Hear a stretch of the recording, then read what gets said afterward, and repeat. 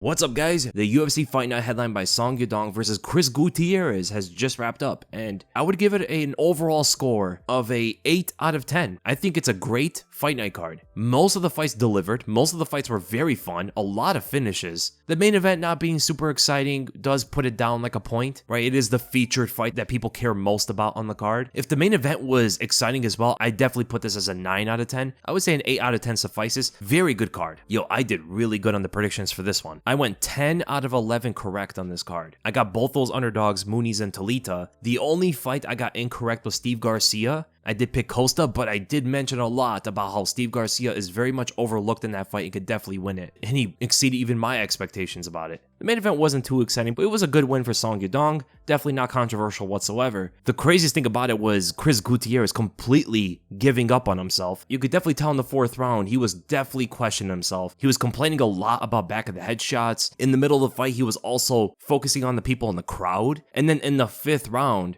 he goes for a half-hearted Imanari roll, practically just laid on the ground and told Song Yadong, yo, lay on top of me again. He was doing pretty well in the striking early on. Song Yadong did go to the wrestling and got nearly every single takedown, but a load of top control, man. The guy was on top of Chris Gutierrez for a lot of that fight. By the 5th round, everybody knows that Chris is down on the scorecards. His corner was even telling him, time your attacks, man. Don't just throw stuff out there. He comes out in the 5th and he decides, I'm Ryan Hall today. Let me roll for that leg real quick. He flops on the ground, gets nowhere near Song Yadong, who's very quick on his feet, by the way. There was no way he was going to catch this. And then Song gets on top of him, landing ground and pound shots for the whole round, man. Crazy. That was one of the biggest self-sabotaging moments in an MMA fight ever. And it pretty much showed to me, Chris Gutierrez will probably never become a top fighter in the bantamweight division. He could definitely work on his skills, but he's not too strong mentally, it seems. Yadong was heavy on top. Yadong was heavy. Landing good ground and pound shots, very fast with the strikes. He was getting through all the triangles, and Chris was even cheating by grabbing onto the cage constantly. In that 4th round, I would have taken a point from him. I'm not gonna lie. For the amount of times he grabbed the cage, I would have taken a point from him. 100%. You cannot be so lenient on a fighter grabbing the cage, and he pulled himself to turn over opposite the cage. That is completely foul. You're not allowed to do that. But the ref did. The ref allowed it to happen. I understand the guy's losing the fight, but regardless, you have to stick to the rules. If the guy constantly is grabbing the cage, you got to take a point away. But yeah, good win for Song Yadong. He did call out Petr Yan, who was the original opponent. The thing we have to give Chris Gutierrez is the respect of stepping up a short notice. And it does look like Song did have a wrestling game plan ready for Petr Yan. I mean, that's kind of obvious after seeing what Marab and Aljamain Sterling did to Petr Yan. So if Song went that direction, I wonder how effective it would have been. He wants him. Petr Yan pretty much implied that the fight was boring. It was not impressive to him. And then Song snapped back and saying, what happened in your last fight? That should be an interesting one if they get put together. I like it. But I like Petr Yan versus Deiveson Figueiredo even more. Regardless, Song Yadong versus Petr Yan is a good fight. Or he gets the winner of Corey Sandhagen and Umar. I like that fight as well. As for Chris Gutierrez, he did take a big step up in competition here. He went from number 15, pursuing number 7. I think a fight with Ricky Simon would be pretty good. And then in the co-main event, Khalil Rountree Jr. TKO's Anthony Smith. He showed him mercy in that 3rd round. Yo, out of all the fighters that has a death-like fighting style, Khalil Rountree is the last guy I would ever think that would come out to the Bee Gees staying alive. That's some serial killer kind of stuff, coming out to staying alive while you try to end your opponent. So Smith also took this fight up on short notice, and he got annihilated. He got rocked a few times. Definitely that one check right hook that he caught him with in the 2nd round. You could see throughout the 1st round that Khalil Rountree was starting to get the timing. He was feeling out the punches from Anthony Smith, who was fighting from long range, trying to keep the jab on him a little bit. I would have liked if he stuck to it more than he actually did. But regardless, Khalil Rountree was getting the timing down, countered in the 2nd, and rocked him. I really wonder if he would have gotten the finish if he continued, right? If he pounced on top of him. But we do know that Anthony Smith is a veteran. He is very tough. It was a smart decision, I think, at the end of the day for Khalil Rountree to be patient with things. He was moving around a lot, not standing in front of Anthony Smith that much, and then finally in that third round, he caught him with the lead uppercut into a left hook that made Anthony Smith into a Looney Tunes character, dancing and prancing all over the cage, eventually fell, and the whole time, Khalil Rountree was charging up his fist, lifted his hand up to the heavens, about to drop the Thor's hammer of all hammer fists, and see how far he can actually go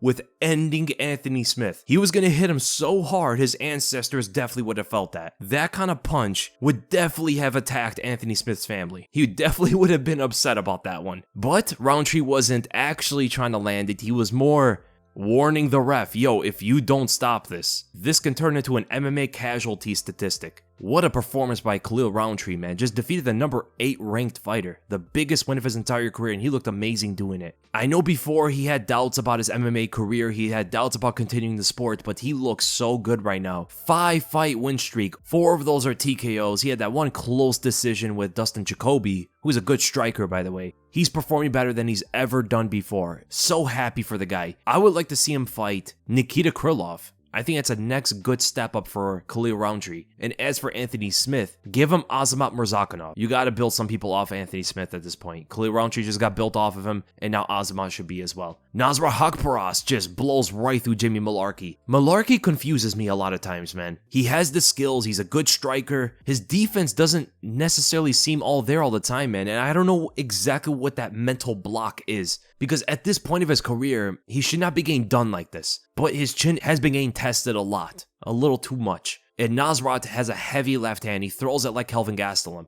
And it's not even like a pun about this guy. He literally throws that left hand so hard. And then just started unloading with uppercuts after hurting Mullarkey. You could just see the micro concussions coming in and out of Mullarkey's body. His brain wanted to shut down, but he was fighting it, and you could just see it in real time. Him trying to stay together as he's getting punched to the head over and over again. But a clean win by Nasrat Haqparast, man. That's 3 wins in a row, and I think he should get a top 15 opponent. I like Bobby Green. He could get the winner of Judober versus Renato Moicano. Tim Elliott getting the submission win against Su Mudaerji. Yo, Tim Elliott came out there like he's fighting demons, man. Bro touched gloves, took a couple paces back, and threw a rolling thunder kick. Then he comes over the top with kind of a martello del Chao, or a roundhouse kick while you touch the floor with one hand. He didn't go all the way through with it. You could definitely tell he's not as experienced throwing a technique like that. It comes from capoeira. Yo, then he started taunting Su Mudaerji, coming in on him, balancing on one foot, pointing wherever he's attacking, faking like he's being hurt. Then he eventually shot in, got the single leg. From the headlock, he threw a couple elbows in there and transitioned that right into the arm triangle, getting that finish. Tim Elliott came out there like he was possessed. He 100% needed that fight. Beating the guy who's ranked just under him, like that is impressive. I like to see him fight Steve Erceg next. And as for Su Mudaerji,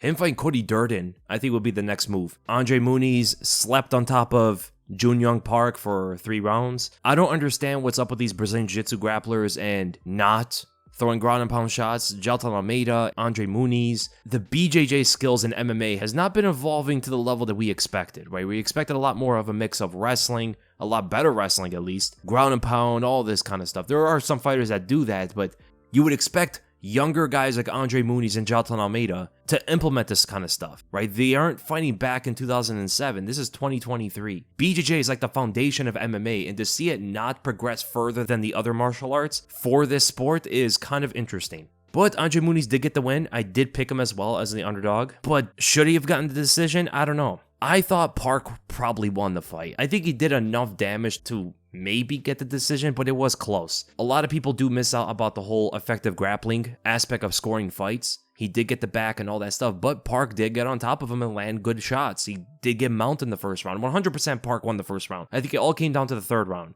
The third round, he did land some good stuff, but you have to also remember that Andre Muniz did land decent punches before he took him down. It was a very close round to score. I like to see Park win that round because he at least tried to attempt a finish here. He tried to land some damaging shots, whereas Andre Muniz sat on top of him for like the whole round. He did get the back, which is a very dominant position to hold on somebody, but he wasn't super threatening there. That's the only thing. So Muniz is also huge. You guys see how big he was compared to Park? I'm surprised they fight in the same weight class. Then Kevin Jousset put on a jabbing clinic on Song Kenan. He's getting much better with his striking over there at City Kickboxing. His defense looked way better than before, moving well, actually using some good head movement, especially in that third round, landing the jab at will, and Song Kenan just didn't really know how to get around it. He tried to land overhand rights and stuff, threw some left hooks to the body here and there, but he was getting stuck by that jab. A major reason as to why that was is because how many feints Jousset was presenting forward. Song Kenan did not really know what to react to, and then the damage from the jab settled in before Song Kenan could effectively adapt to that too. Just a very good striking performance from Kevin Jousset. I thought he would probably have to get this fight to the ground, but he's getting better, man. Hyun-sung Park knocking out Shannon Ross. Ross is probably done. That's what, his fourth loss in a row. He's winless in the UFC and the Contender Series. They definitely used Shannon Ross to build up this prospect from South Korea. Hyun-sung Park was looking like Elliott out there, landing big body shots, beautiful boxing, man, good right hands. Everything was so precise and powerful. Definitely gonna keep my eye on him. He's not young though. He's like 28 or 29, right? He's not like Tatsuro Taira, who fought earlier. He's like 23. Steve Garcia, I was telling people, man, do not overlook Steve Garcia. I talked about him for 2 prediction videos straight, that he definitely has a good chance at beating Costa. I did pick Costa at the end of the day, so Steve Garcia definitely even proved me wrong, even though I had higher expectations for him. Luana Santos, doing her thing. Yo, I'm not gonna lie, I was distracted for that Luana Santos fight. Honestly, not too much to really say about the fight itself. She got the win. I did expect that. She did come in very heavy for the fight. She was a 125er, and how do you miss 135 by 3 pounds?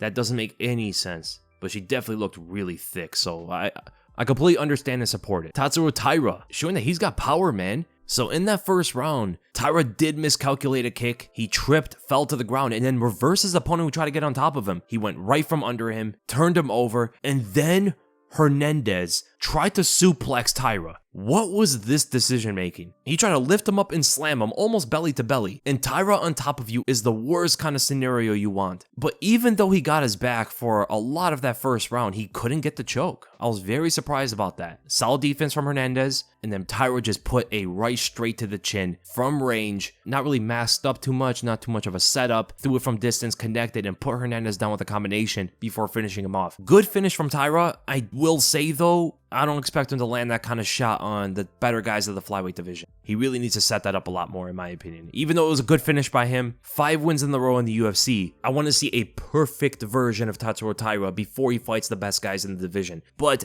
after that, he definitely needs a top 15 opponent. No more messing around with these non-ranked flyweights. Give him David Vorak. Vorak's on a 3-loss streak, and he's still in the top 15. They built Steve Erceg off of him. Manel Cap and Matthias Nicolau, all 3 of these guys beat him. He looks like he might be out the door soon. At 31 years old, which is not young at all for flyweight, Tatsuro Taira is a potential star that they can build up. Let's give him a good performance against David Vorak. That's what I would do next if I was a matchmaker. And then, now I did miss the Talita versus Dos Santos fight. Overall, I say it's a pretty decent fight night card. Really good finishes throughout. The main event wasn't especially the most exciting. And then there was the Muniz fight, the Santos fight. These are like the weaker fights on the card, but everything else definitely performed well. So I hope you guys enjoyed the video, and if you did, make sure to give this a like, make sure to subscribe, hit the bell for notifications, leave in the comments below what are your guys' thoughts on this card, and I'll see you guys in the next video.